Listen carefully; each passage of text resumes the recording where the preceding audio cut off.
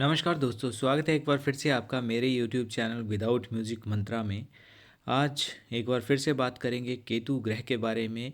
और केतु महादशा से संबंधित कुछ विषयों पर। मुझे मेल के माध्यम से और व्हाट्सएप के माध्यम से कुछ एक सवाल पूछे गए थे जिनका मैंने वीडियो बना के उसका आंसर करना उचित समझा। तो आई होप कि आपकी ये वीडियो अच्छा लगेगा और इस वीडियो को आप अधिक से अधिक लोगों के साथ शेयर करें ताकि उनको भी केतु महादशा और उससे संबंधित जो भी जुड़े हुए उनके प्रश्न या जिज्ञासा होती है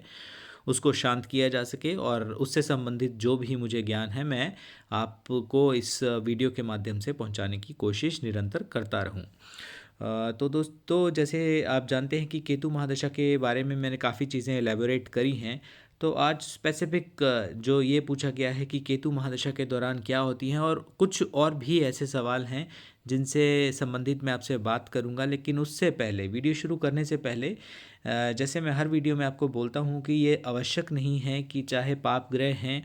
हमें तो हर ग्रह के प्रति विनीत ही रहना चाहिए, उनको प्रणाम ही करना चाहिए। और ये आवश्यक नहीं है कि यदि कोई पाप ग्रह है तो वो आपके जीवन में हलचल मचाने के लिए, उल्टा सीधा करने के लिए ही आया है। और यदि आपके जीवन में किसी शुभ ग्रह की स्थिति चल रही है तब भी ऐसे बहुत से लोग देखे गए हैं जो अपने जीवन से ना तो सेटिस्फाई होते हैं और उनको भी परेशानियां झेलनी ही पड़ती हैं, क्योंकि परेशानियां तो जीवन में आती ही हैं। लेकिन फिर भी हम कुछ एक स्पेसिफिक उपाय, कुछ कंसर्न उपाय उस ग्रह से संबंधित कर भी सकते हैं और कुछ ऐसे कर्म होते हैं जिनको करने से उन ग्रहों को कंट्रोल किया जा सकता है। तो जैसे केतु ग्रह के बारे में यदि हम बात करें तो आप जानते हैं कि केतु की महादशा जैसे ही व्यक्ति पे शुरू होती है तो कुछ एक जो उसकी चीज़ें जीवन में सही चल रही होती हैं, जो अगर आप इस तरह से बोलें कि यदि बहुत अच्छी नहीं चल रही तो एटलीस्ट एवरेज बेसिस पे औसत रूप में सही चल रहा होता है जीवन, लेकिन फिर भी कहीं ना कहीं कुछ एक प्रॉब्लम्स, चाहे वैवाहिक संबंधों की बात करें या करियर के विषय में बात करें, आपके जो भी धन संपदा की बात करें, अपने रिलेशनशिप, जरूरी नहीं है कि रिलेशनशिप मतलब सगे संबंधियों से, अपने माता पिता से भी रिलेशन खराब होने की स्थिति, आर्ग्यूमेंटेटिव सिचुएशन हो जाती है कि जिसमें हम अपने ही जो बहुत ही नियर एंड डियर हमारे लोग होते हैं उनसे हम कहीं ना कहीं वाद विवाद होने के पश्चात दूर होते चले जाते हैं। तो ऐसा क्यों होता है, इसी विषय पर आज बात करेंगे। देखिए, केतु की महादशा जैसे ही शुरू होती है तो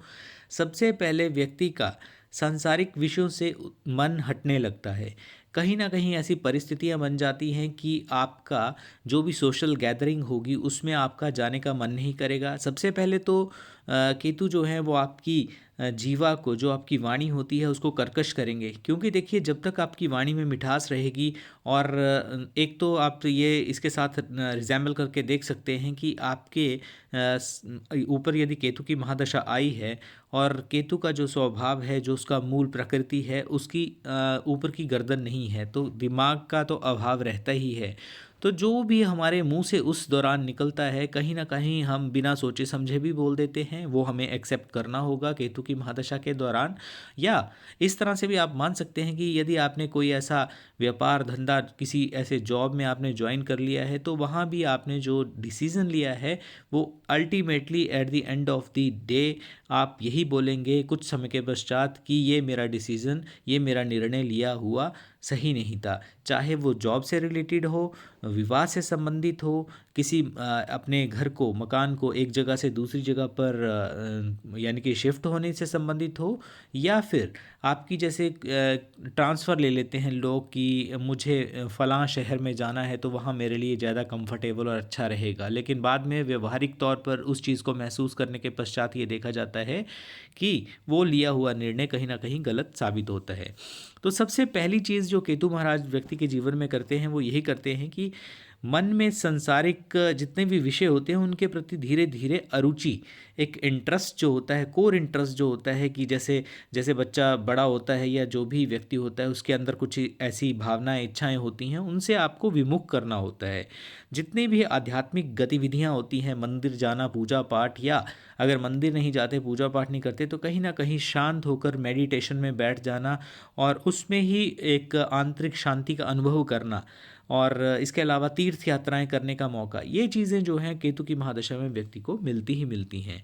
और इसके अलावा ये भी बोल सकते हैं कि जैसे ही आपकी आध्यात्मिक गतिविधियां बढ़ेंगी तो आपको सांसारिक विषयों से स्वतः ही हटना ही पड़ेगा। हाँ, दान धर्म या किसी दूसरे का कष्ट आप बहुत जिसे कहा जा सकता है कि आंतरिक मन से, मन की गहराई से उसके कष्ट को आप समझ सकते हैं। लेकिन कहीं ना कहीं कई तो ऐसी परिस्थितियां देखी गई हैं कि व्यक्तियों ने बहुत सा दान, अपना जितना भी बचा हुआ जो उन्होंने अपनी ओल्ड एज के लिए धन रखा हुआ था उसको भी किसी जैसे अनाथ आश्रम बोलिए या वृद्धाश्रम में उस चीज़ को दान कर दिया, यानी कि अपने लिए कुछ नहीं छोड़ा। और ऐसी परिस्थितियां यानी कि मोह भंग हो जाता है जितनी भी मटेरियलिस्टिक। इसके अलावा केतु की महादशा शुरू होने पर व्यक्ति यदि स्वस्थ है तो उसके स्वास्थ्य में भी कहीं ना कहीं प्रभाव पड़ता है।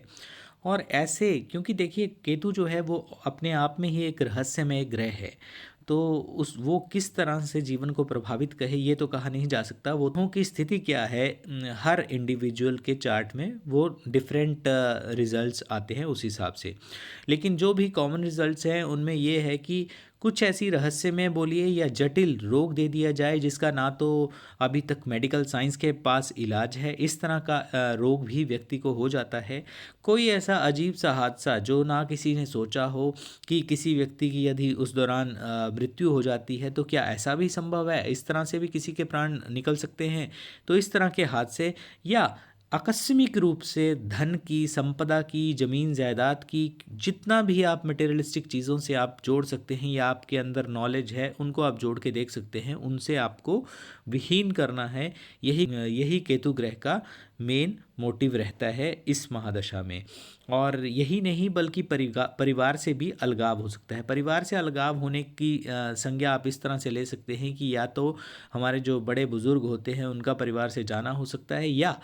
फिर इस तरह से सिनेरियो, इस तरह से सिचुएशन बन जाएं कि आपको अपनी कार्य क्षेत्र, कर्म के क्षेत्र, जो भी आपका जॉब प्रोफाइल है उसके दौरान आपको एक शहर से दूसरे स्थान पर या एक देश से दूसरे स्थान पर शिफ्ट होना पड़े, और वो भी लॉन्ग टर्म के लिए। एटलीस्ट 7 साल तो इस दौरान आप लेके चलिए ही चाहिए। और एक चीज़ और है कि मैं ये भी बताऊंगा कि केतु की महादशा यदि आप पर चल रही है तो आपको क्या क्या करना चाहिए। अच्छा, एक चीज़ और पूछी गई है कि स्पेशली क्या परेशानियां जो शारीरिक रूप से देखी जाती हैं। देखिए, सबसे पहली जो अगर आप बोलें कि शारीरिक रूप से एक कॉमन जो सिम्टम देखे जाते हैं तो बालों का झड़ना, बालों का झड़ना बहुत ज़्यादा बढ़ जाता है। और नसों की कमज़ोरी, इतनी नर्व्स में जो भी एक वीकनेस आती है, चाहे वो चलने फिरने में समस्या हो। इसके अलावा स्टोन की समस्या, पथरी की समस्या भी होती हैं। और जोड़ों का कारक भी केतु को माना जाता है, तो जोड़ों में भी कहीं ना कहीं समस्याएं दिन ब दिन जैसे जैसे ये दशा बढ़ती है। क्योंकि मैं हर वीडियो में ये भी बोलता हूँ कि ये यदि कोई यंग बच्चा है तो उसको जोड़ों की समस्या नहीं होगी, क्योंकि हर ग्रह समय, परिस्थिति, व्यक्ति के जो चार्ट में कैसा बल है उसके अकॉर्डिंग ही उसको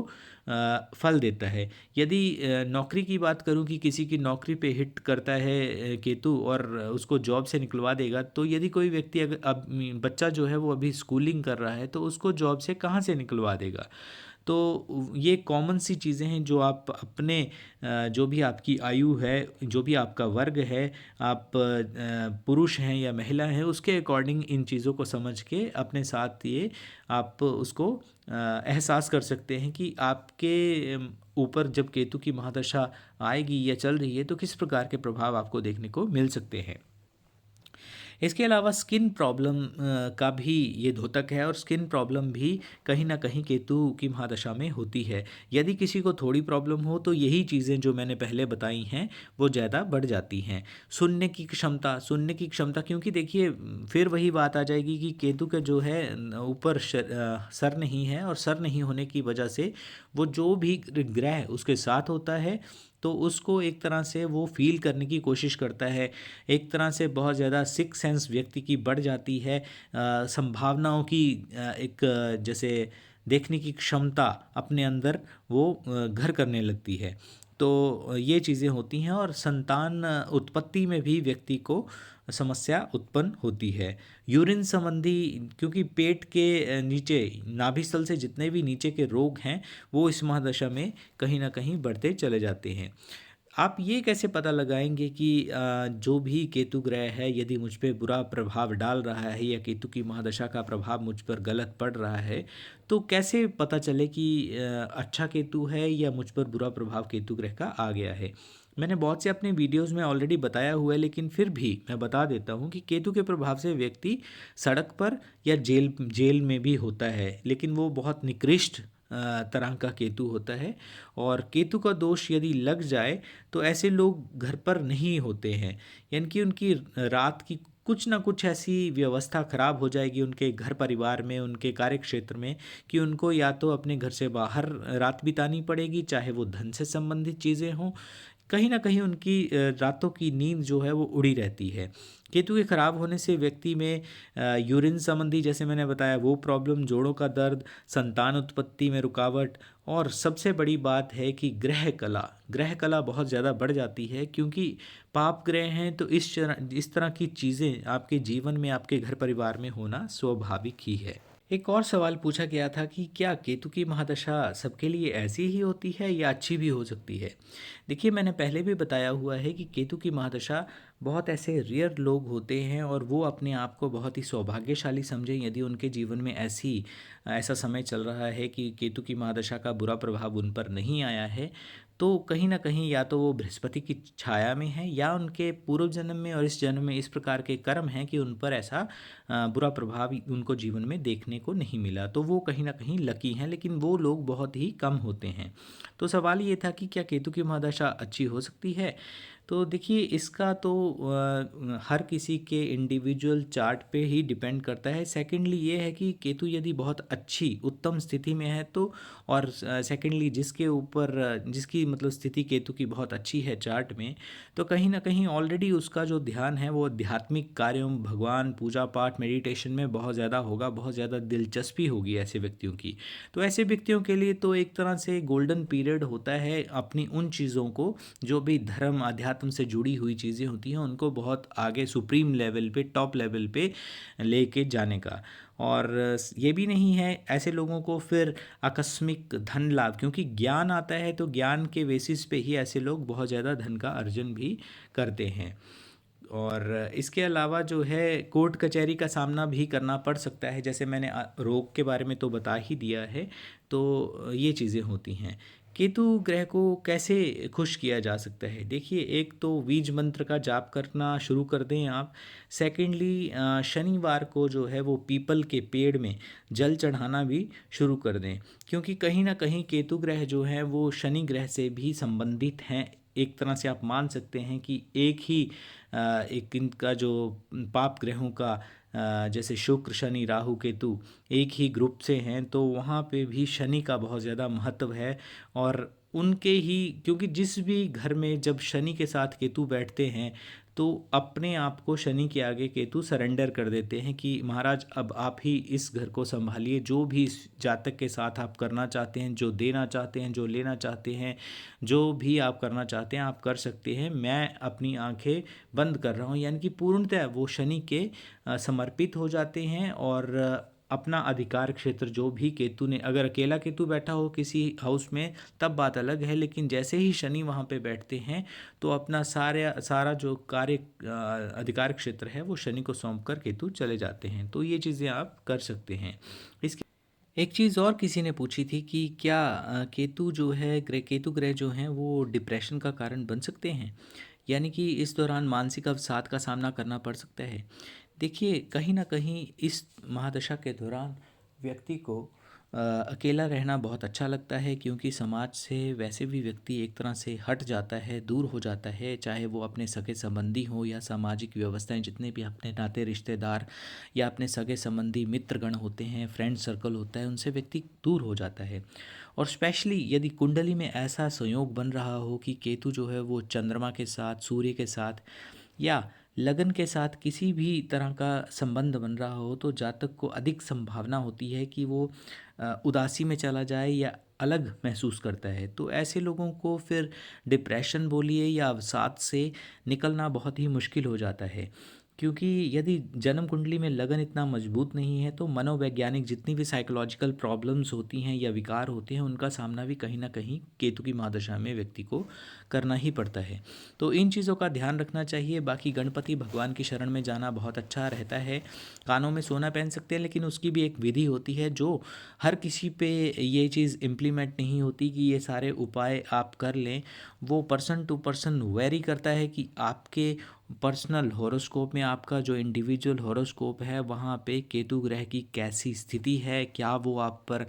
बुरा प्रभाव डाल रहे हैं, वो कौन सी राशि में बैठे हुए हैं, आपका कौन सा लग्न है, किस ग्रह की दृष्टि जो है आपके बाकी ग्रहों पर पड़ रही है, क्या केतु ग्रह किसी दूसरे ग्रह के साथ युति करके बैठे हैं, कितने ग्रहों की युति है, द्विग्रही त्रिग्रही या चतुर्ग्रही या उससे भी ज़्यादा ग्रह जो हैं आपके एक ही हाउस में बैठे हैं। इन सारी चीज़ों को देखने के पश्चात इसके अलावा ये भी है कि केतु की दृष्टियाँ किस किस हाउस पे पड़ रही हैं, कितना बल है, ये सारी चीज़ें के देखने के पश्चात ही किसी व्यक्ति के बारे में भी स्पेसिफिक कहा जा सकता है कि उसके लिए केतु की महादशा जीवन में कैसा फल लेके आएगी और कैसे उसको रिजल्ट्स मिलेंगे। क्योंकि ऐसा भी देखा गया है कि बहुत से ऐसे लोग जो अध्यात्म से पूजा पाठ से नहीं जुड़े होते, इस महादशा के गुजरने के पश्चात उनके अंदर स्वाभाविक रूप से ऐसे जैसे एक ज़मीन में से पौधा पनपता है उसी तरह से उनके अंदर ऐसी भावनाएं उमड़ना शुरू हो जाती हैं कि सारे जितना भी समाज है वहाँ से कट के, वहाँ से हट के और अलग से